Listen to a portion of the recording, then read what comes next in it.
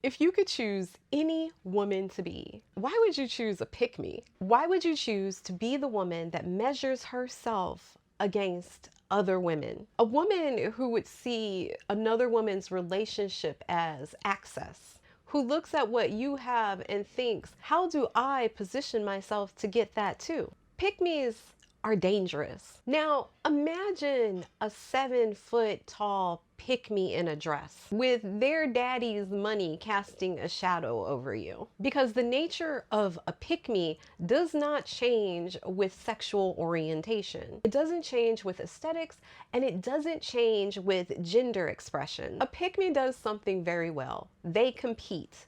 They compete with other women. And the moment competition replaces solidarity, you are no longer performing femininity. You are performing hierarchy. If you have not already, go ahead, subscribe to my channel. And let's get into my notes on why E.J. Johnson has chosen pick-me philosophy as their feminine expression.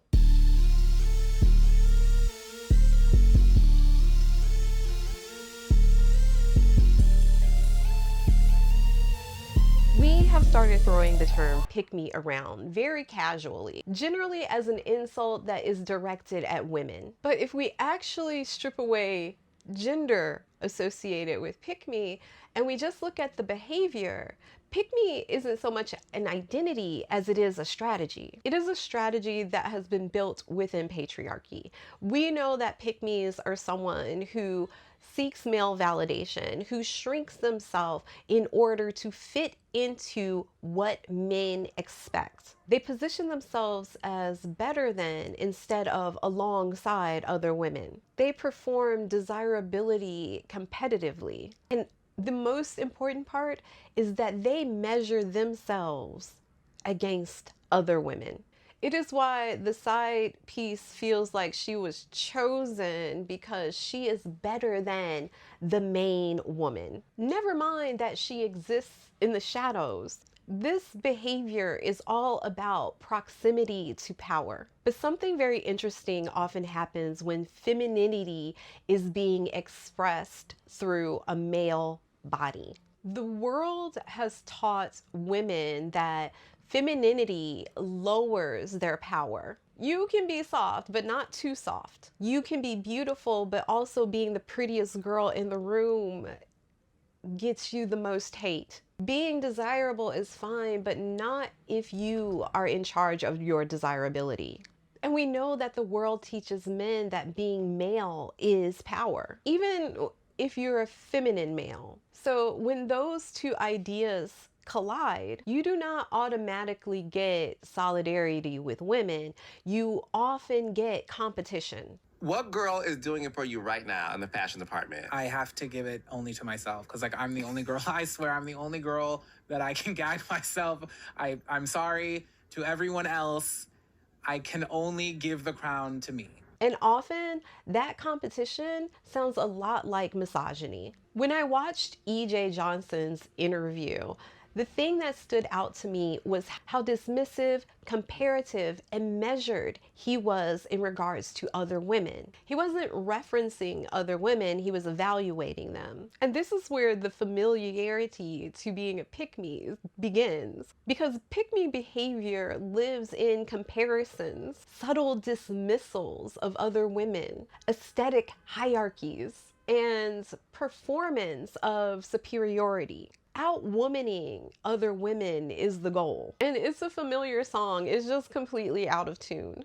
And the thing that I find particularly interesting when you talk about E.J. Johnson, you cannot look at his case in isolation. There is so much context around the fact of the humiliation ritual that his mother endured because of his father. We don't seem to talk about the fact that Magic Johnson, his father's infidelity, brought an HIV diagnosis to his mother's doorstep.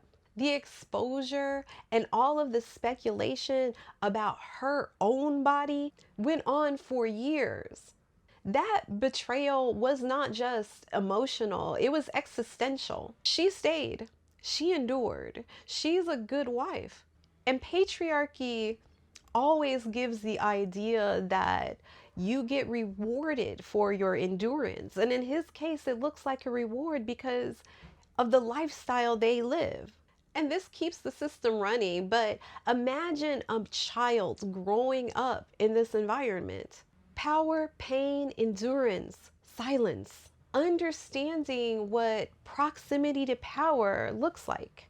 And here's something that I think has not come up in the conversation regarding E.J. Johnson, is that all men compete for male attention, straight male attention. Because in a patriarchy, that is the highest form of validation. Women are groomed to constantly seek it, while men are trained to distribute it. And when men like AJ enter into these hierarchies, they're entering in something that has already been created. And hierarchies do not create solidarity, they create competition. The best contradiction about everything that EJ says and how EJ presents themselves, the blueprint for their presentation is female. It's a woman, but women are also the baseline. It is the thing for them to rise above. The thing to outperform is a woman. And that is how patriarchy has positioned women.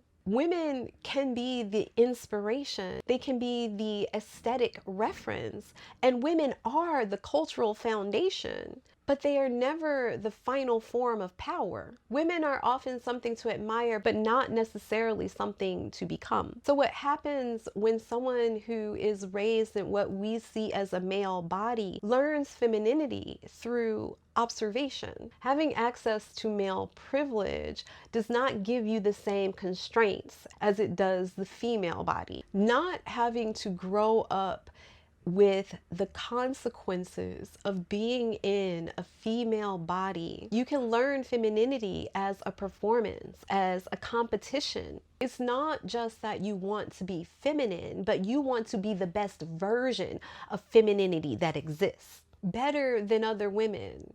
And that is pick-me logic. If you look at EJ's femininity and you add wealth, access, the proximity to powerful men, EJ doesn't just exist in femininity, they exist in privileged femininity. And that changes the dynamic as well, because we all know that men are the biggest gold diggers. Men perform for access all the time. So we're not just dealing with sexuality and gender identity. It's also power, access, and using desirability as currency. And that is something that within the world that EJ has been raised is very understandable. The veils have been coming down on the interesting choices that people within Hollywood make in regards to sexual expression.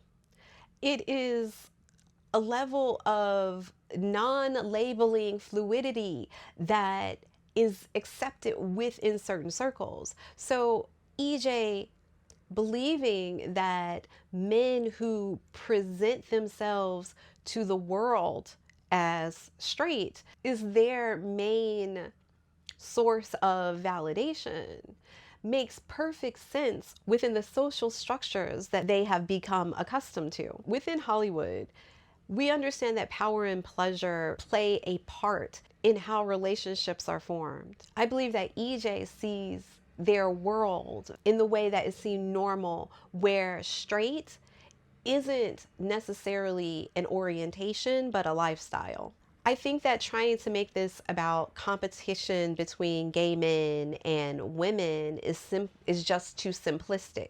This is about how patriarchy organizes itself and then reorganizes itself within different identities, within different social structures, in different communities and societies. It literally just finds new ways to express itself, but somehow the outcome is the same, where femininity still centers on male validation.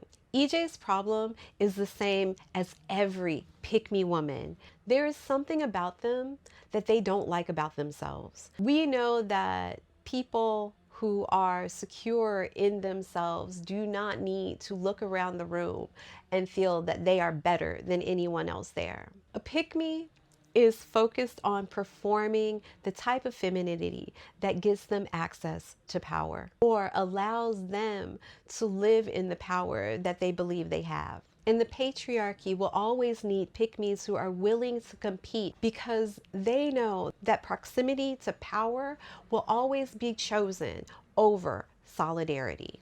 Guys, if you have not already, go ahead and subscribe to my channel. I look forward to having this discussion with you in the comments, so ciao ciao for now.